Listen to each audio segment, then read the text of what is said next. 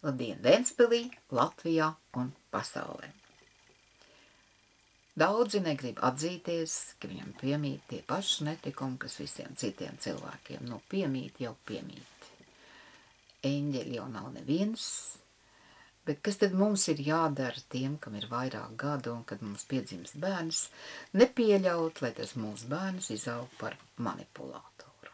Jo manipulēt, tā ir tāda cilvēciska īpašība, un pa lielām jau to dara katrs šad un tad. Šobrīd tā ļoti bieži notiek, ka tev iedzen vainas sajūta. Tā notiek arī ģimenēs, un brīžiem to ir darījuši mātes, bet tām mātēm ļoti mīļš ir alkohols un vēl citas lietas. Un tad to savu vainas sajūtu uzliek savam vai nu vienam konkrētam bērnam, vai visiem. Tēvi tā dara. Tāda ir tā kārtība. Un ja palasam grieķu mītus, tad tur to arī dara. Tās lietas ir tik senas kā pasaule. Bet tad, kad mēs izaugam lieli, un kad tas ir, ka mēs izaugam lieli, cits saka, kad 18, citam pat 60 gados nav pieaugušā domāšana, viņš joprojām ir bērns. Bērniem ir jāaudzina darbs. Jāsaka jau 5 gadu vecumā, kā tu maizīti pelnījis, nevis kas tev patīk un nepatīk. Ir jārunā atklāti un nevajag maziņos turēt par galīgiem muļķīšiem.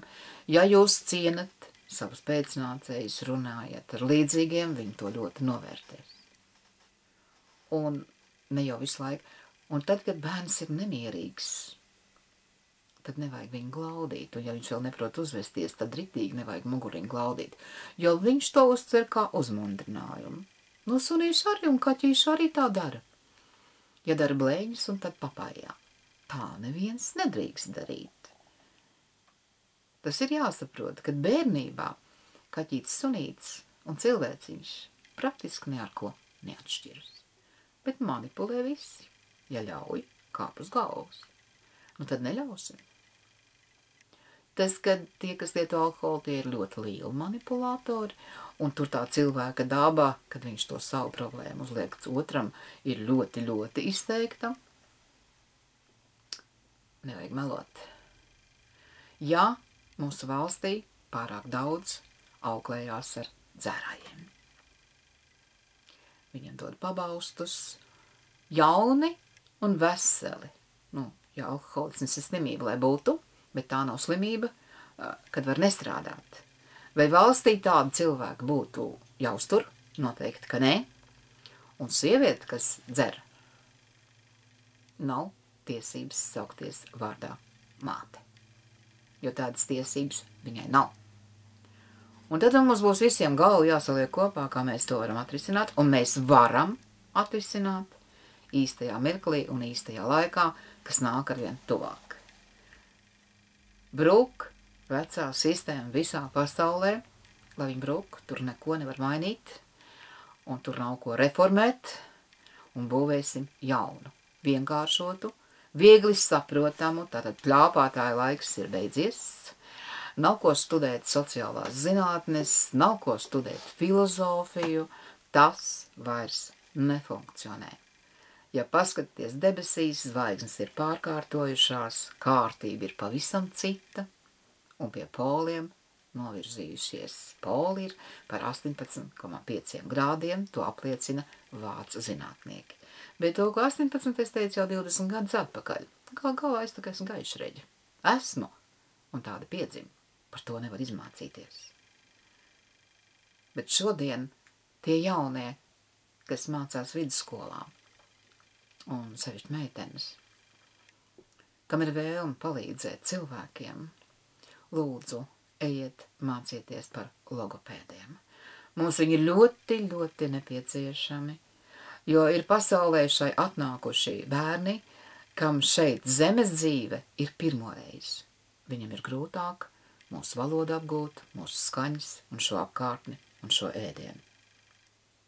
Tās ir jaunas dvēseles bez karmiskiem parādiem, un mums jāpalīdz visiem viņiem šeit iejusties.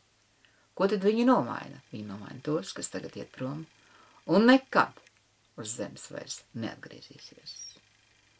Lielajā melnajā caurumā. Tur viņam vieta, viņi bojā gaisu. Un mēs paskatāmies apkārt, tā arī notiek. Mums ir dota liela izdevība mainīt visu.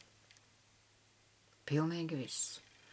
Un mēs esam šeit piedzimuši, izauguši, cits šeit ir ieradies no citas zemes, bet viņš šeit ir piederīgs. Un tas ir liels gods būt piederīgam Latvijai. Un novērtējiet. Mums nav to katastrofu, mums nav to zemestrīču, un mums nav to vulkānu.